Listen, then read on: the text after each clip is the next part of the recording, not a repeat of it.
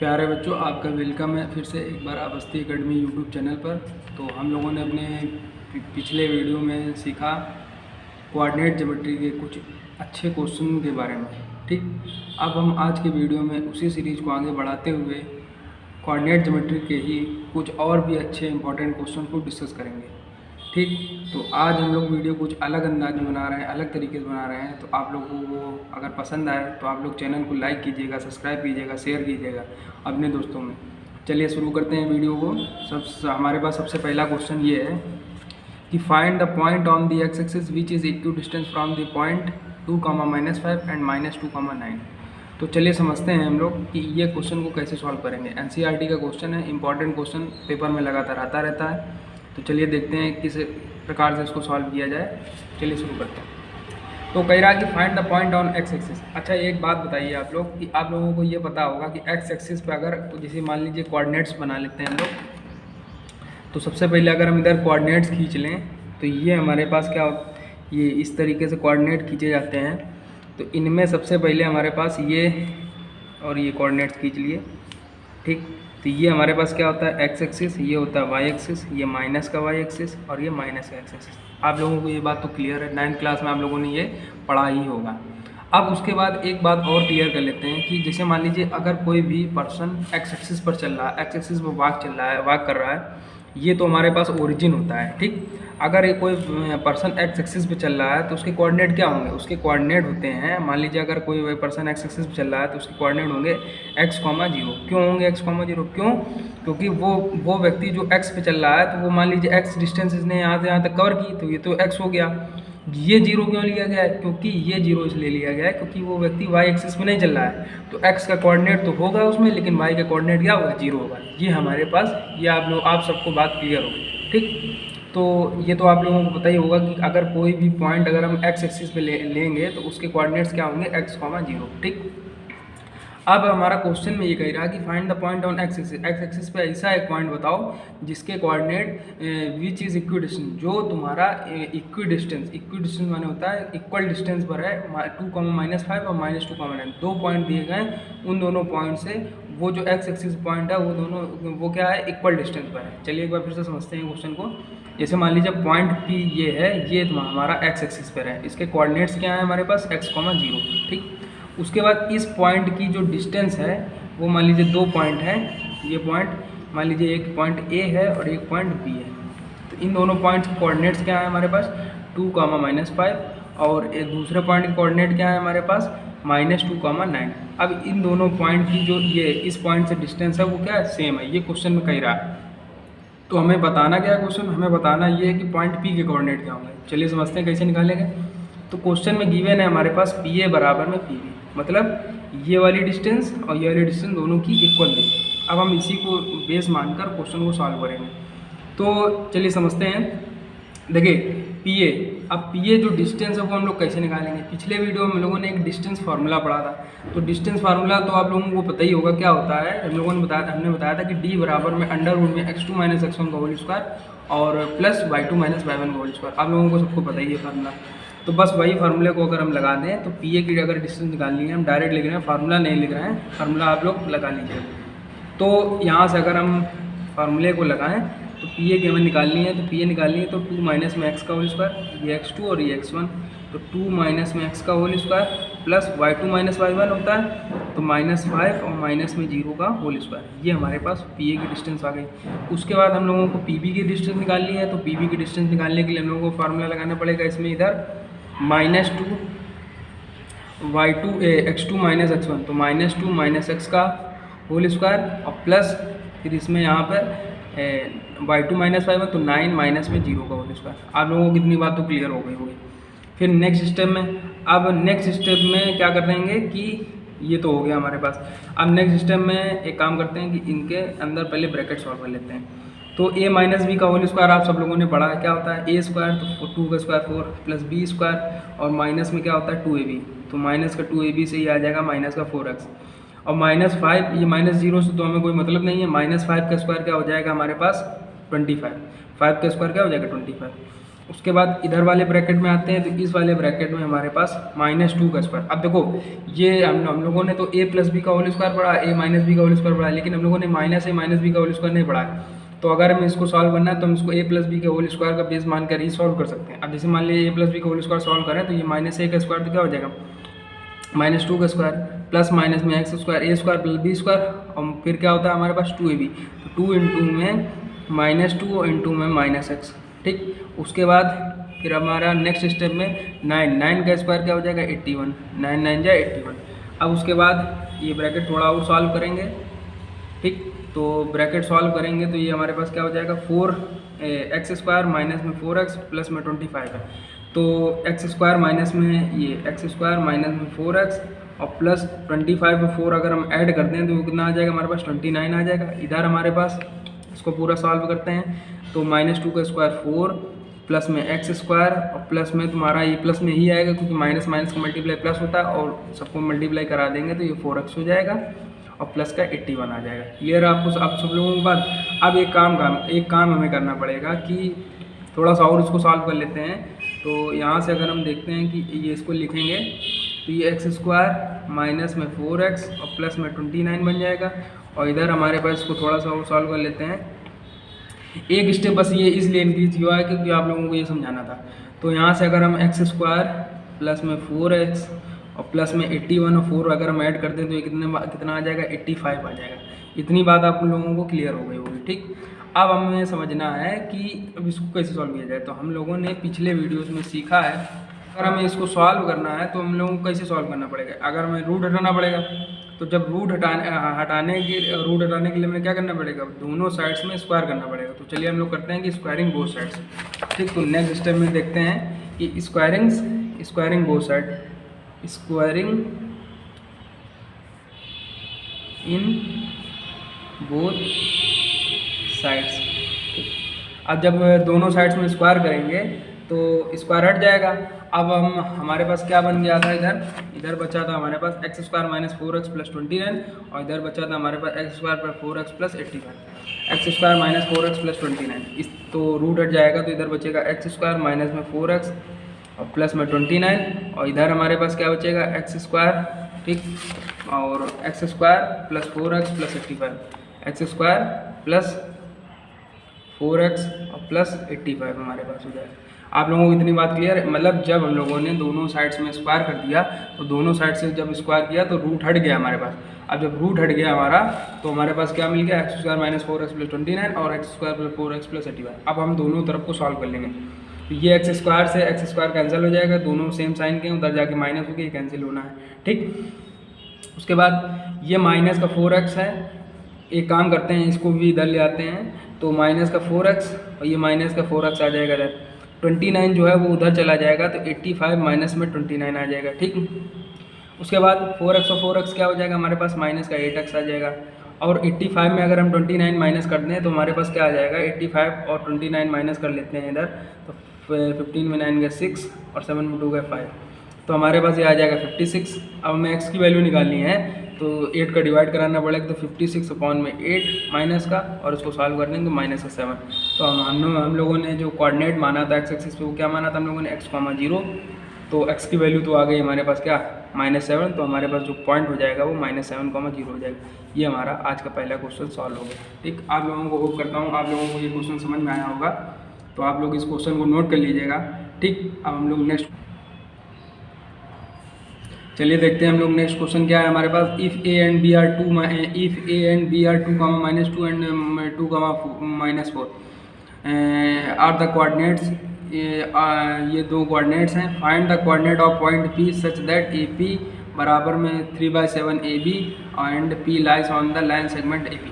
ठीक, तो इस क्वेश्चन को सॉल्व करने मतलब एक पहले क्वेश्चन समझ लेते हैं कि क्वेश्चन क्या है।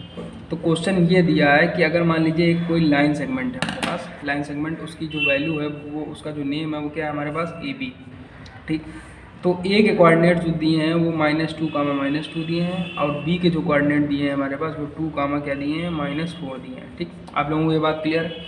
उसके बाद फिर हमारे पास नेक्स्ट फिर क्या कह रहा है कि find the coordinate of point P। Point P का कोऑर्डिनेट बताओ सच दैट ए पी बराबर में 3/7 ए बी है and P lies on the line segment A B, और पी जो पॉइंट है वो लाइन सेगमेंट ए बी पर कहीं भी यहाँ पर नहीं आ रहा है, मान लीजिए बीच में नहीं है, कहीं पर आ रहा है बी, ये मतलब ए और बी के बीच में ही है, ठीक। तो मिड पॉइंट नहीं है लेकिन कहीं बीच में है, ठीक। तो और ए पी और ए बी बराबर में क्या देखिए हमें गिवन है, ए पी बराबर में हमें गिवन है 3/7 ए बी, ठीक। तो समझते हैं हम लोग कैसे सॉल्व करते हैं। एक बात समझिए आप लोग, देखिए ए पी बराबर में हमारे पास क्या दिया है 3/7 ए बी, ठीक। अब अगर हम यहाँ से ए बी क्या नाम है ए पी को ए बी के नीचे भेज दें और इन दोनों को इधर भेज दें तो ये क्या बन जाएगा हमारे पास 7/3 बराबर में ए बी और अपॉन में क्या बन जाएगा ए पी, ठीक। आप लोगों को ये बात क्लियर हो गई होगी, ठीक। उसके बाद अब अगर हम यहाँ से कंपेयर कराएं तो ए बी का रेशियो जो है वो क्या बनना है 7 और ए पी का रेशियो जो बनना है वो क्या बनना है हमारे पास 3। तो अगर हम यहाँ से लिखें इस तरीके से कि A P A B ratio A P बराबर में क्या हो जाएगा हमारे पास 7/3। आप लोगों को ये बात क्लियर हो गई, 7/3 मतलब ये जो पूरी लाइन सेगमेंट है उसमें ए बी की जो वैल्यू है वो पूरी 7 है, ठीक। ए बी की वैल्यू पूरी 7 है और ए पी जो पार्ट है वो कितना है हमारे पास 3 है, क्योंकि ए पी का पार्ट क्या है 3।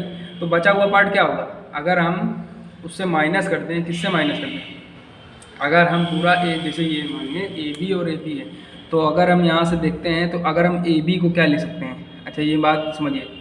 तो अगर हम यहाँ से निकालें कि देखिए ए बी की वैल्यू कितनी है हमारे पास गिवन, ए बी की वैल्यू हमारे पास दी है 7 और ए पी की वैल्यू 3 दी है। तो अगर हम यहाँ से पूरे ए बी का रेशियो क्या दिया 7 और ए पी का कितना दिया 3, तो बचा हुआ पार्ट कितना होगा हमारे पास 4। तो ए पी जो पी बी की जो वैल्यू होगी वो कितनी हो जाएगी 4, ये 4 हो जाएगी और ये कितनी हो जाएगी 3 और पूरा मिलाकर हमारे पास क्या हो जाएगा 7 हो जाएगा। ये बात आपको क्लियर हो गई होगी, ये प्रैक्टिकल तरीके से क्लियर है। तो ए पी और पी बी का जो रेशियो हमारे पास आ गया वो कितना आ गया 3/4 आ गया। अब आप लोगों ने एक फार्मूला पढ़ा होगा section formula for internally division. तो सेक्शन फार्मूला क्या होता है, सेक्शन फार्मूला थोड़ा देख लेते हैं कि अगर मान लीजिए कोई जैसे लाइन सेगमेंट है उसको एक कोई पॉइंट पी इंटरनली डिवाइड कर रहा है, तो उस पॉइंट पी के कोऑर्डिनेट निकालने के लिए हम लोग क्या करते हैं कि एक फार्मूला होता है, समझते हैं हम लोग। देखिए x बराबर में क्या होता है mx2 + nx1 अपॉन में m+n, ठीक। ये और y बराबर में होता है my2 + ny1 अपॉन में क्या होता है m+n। ये फार्मूला होता है, ये x के कोऑर्डिनेट है। मान लीजिए p पॉइंट जो है ये मान लीजिए लाइन सेगमेंट है हमारे पास, ये a पॉइंट है इसमें, ये b पॉइंट है। a के कोऑर्डिनेट है हमारे पास x1 y1, ठीक, और b के कोऑर्डिनेट्स है हमारे पास x2 y2, ठीक। तो दो हमारे ये कोऑर्डिनेट है और ये पॉइंट p बीच में है जिसके कोऑर्डिनेट है हमारे पास x, y, और ये पॉइंट p इस लाइन को m और n रेशियो में क्या कर रहा है डिवाइड कर रहा है, ठीक, m/n में। तो अगर हमें पॉइंट p के कोऑर्डिनेट निकालने हैं तो वो निकालने के लिए हमारे पास फॉर्मूला है x बराबर में mx2 + nx1 अपॉन में m+n, y बराबर में my2 + ny1 अपॉन में m+n। इसी फार्मूले से हम लोग इस पॉइंट को निकाल सकते हैं। अब बिल्कुल सेम कंडीशन इस वाले क्वेश्चन में बन रही है, तो हम इस वाले क्वेश्चन को सॉल्व करने के लिए क्या करेंगे, सेक्शन फार्मूला का यूज़ करेंगे, ठीक। तो चलिए हम लोग सॉल्व करते हैं इस क्वेश्चन को, समझते हैं, इस साइड सॉल्व करते हैं।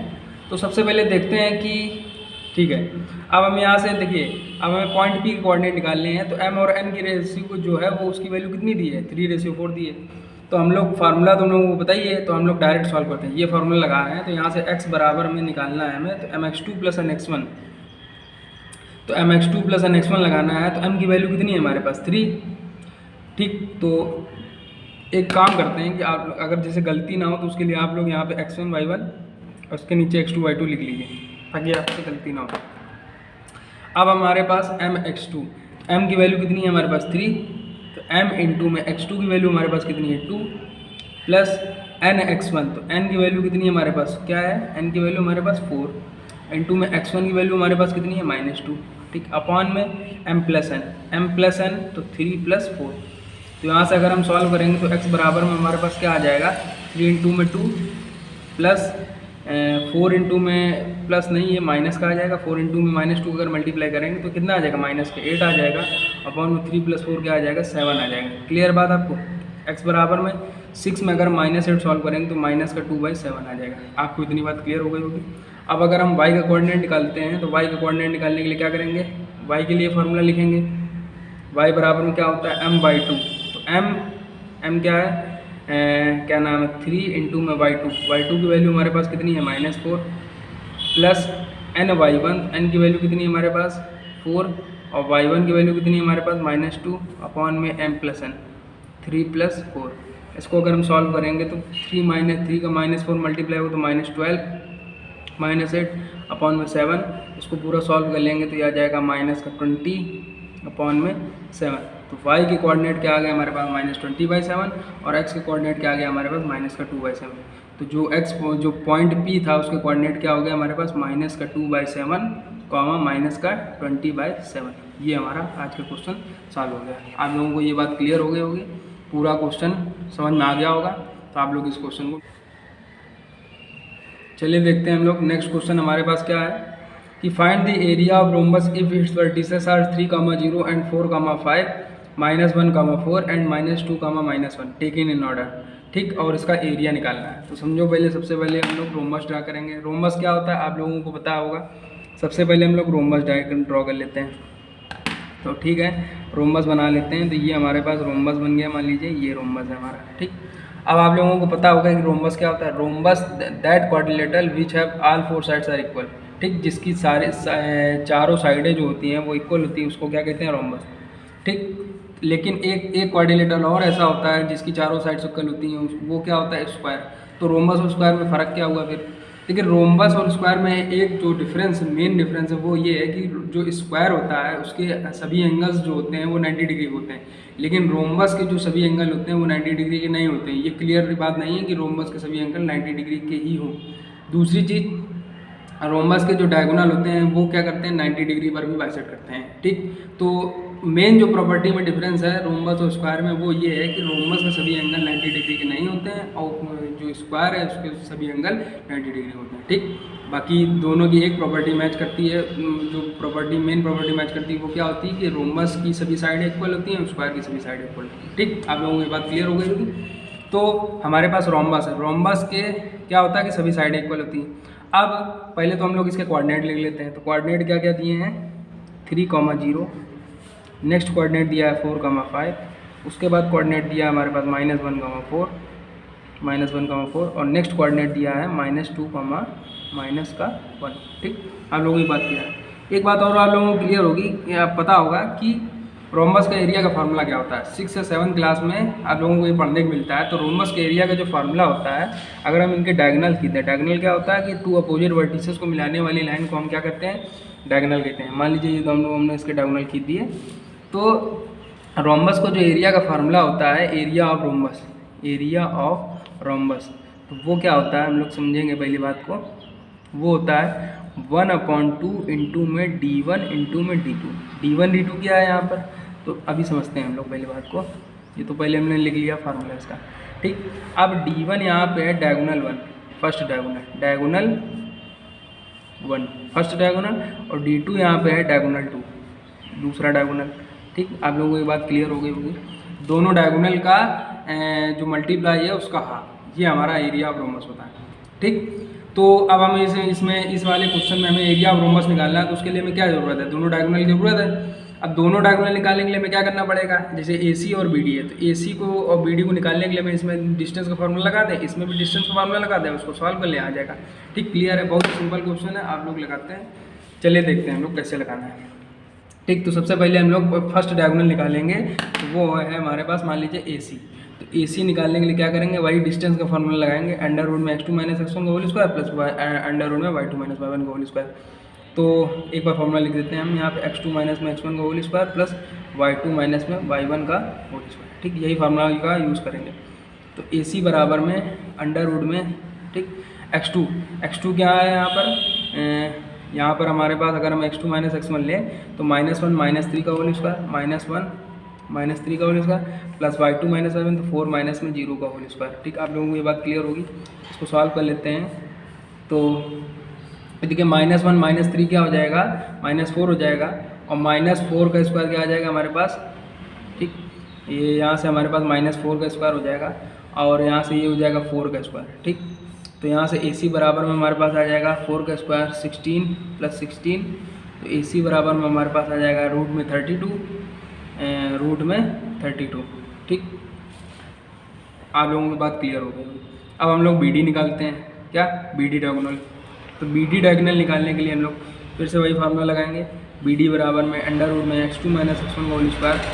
तो BD निकालने के लिए -2 माइनस में 4 का होल स्क्वायर प्लस ये देखिए BD है तो ये इसको ये हो जाएगा x1 y1 x2 y2 तो x2 माइनस x1 का whole square y2 minus y1 तो -1 और माइनस में 5 का होल स्क्वायर। ठीक, ये कॉमा गलत लगा दिया।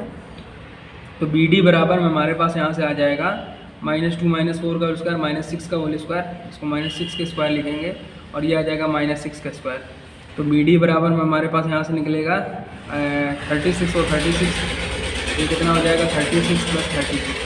ठीक, तो BD बराबर में हमारे पास यहाँ से आ गया रूट के अंदर 72।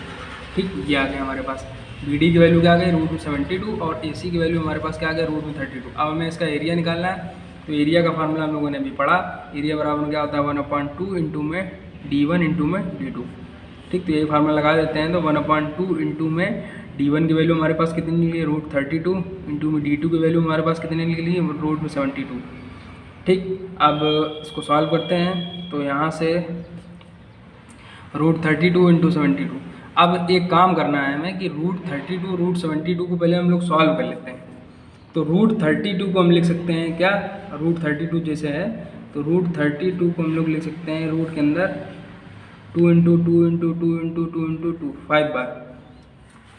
ये देखिए ये क्या लिख सकते हैं 2 इंटू 2 इंटू 2 5 बार, 2 दूनी 4 दूनी 8 दूनी 16 दूनी 32। ठीक, अब यहाँ पे जो पेयर बनना है इनको बाहर निकाल लेंगे। तो 2 का एक पेयर बाहर आ जाएगा, 1 2 पाया, तो ये हमारे पास 2 दूनी 4 बाहर निकल आया, 2 इंटू 2 बाहर निकल आएगा तो अंदर बचेगा 4 रूट। ठीक, ये हमारे पास क्लियर हो गया। उसके बाद हम लोग सॉल्व करेंगे किसको, अब हम लोग सॉल्व कर लेंगे रूट 32 को। तो हम लोगों ने सॉल्व कर लिया, रूट 72 को भी सॉल्व कर लेते हैं। तो रूट 72 को सॉल्व करने के लिए क्या करेंगे, उसके भी फैक्टर करेंगे। तो रूट 72 को हम लोग क्या से लिख सकते हैं 2 4 4 8 24 72, ये लिख सकते हैं हम लोग। ठीक, अब उसके बाद ठीक आप लोगों को ये बात क्लियर हो गई हो। 2 2 जा 4 2 जा 8 3 जा 24 3 जा 72। तो ये 3 और ये 2 ये दोनों बाहर आ जाएंगे तो हमारे पास क्या बन जाएगा 2 इंटू 3 बाहर आ जाएगा तो वो हो जाएगा 6 बाहर आ जाएगा। ठीक, तो जब 6 बाहर आ जाएगा तो हमारे पास अंदर केवल बचेगा रूट 2। तो ये हमारे पास जो रूट 72 है उसको सॉल्व करने पर हमारे पास क्या बना 6 रूट 2 बना। ठीक, और रूट 32 को सॉल्व करने पर हमारे पास क्या बना 4 रूट 2 बना। ठीक, अब इन दोनों का यूज़ हम लोग यहाँ पे कर लेंगे। तो चलिए देखते हैं फिर से। तो ए बराबर में क्या हो जाएगा 1/2 इंटू में रूट 32 हमारे पास क्या आया था 4 रूट 2, तो इसकी जगह हम 4 रूट 2 लिख देंगे और इसकी जगह हम लोग क्या लिख देंगे 6 रूट 2। ठीक, अब उसके बाद नेक्स्ट में सॉल्व करते हैं। तो ए बराबर में क्या आ जाएगा हमारे पास, देखिए एक बात समझिए 4 को 6 में मल्टीप्लाई हो जाएगा तो आ जाएगा 24। तो 1/2 इंटू में ये आ जाएगा 24 और इंटू में रूट 2 का अगर रूट 2 में मल्टीप्लाई होगा तो हम लोगों ने फर्स्ट वीडियो में सीखा है कि अगर रूट में सेम संख्या को मल्टीप्लाई होता है वही संख्या आ जाती है तो 2 आ जाएगा। अब यहाँ पे ये 2 से 2 कैंसिल, तो हमारे पास एरिया जो आ गया वो कितना आ गया 24 स्क्वायर यूनिट। ये हमारा आंसर हो गया। ठीक, आप लोगों को क्वेश्चन क्लियर हो गया, पूरा क्वेश्चन पूरी अच्छी तरीके से समझा दिया। तो आप लोग इस क्वेश्चन को नोट कर लीजिएगा। ठीक, चलिए देखते हैं नेक्स्ट क्वेश्चन।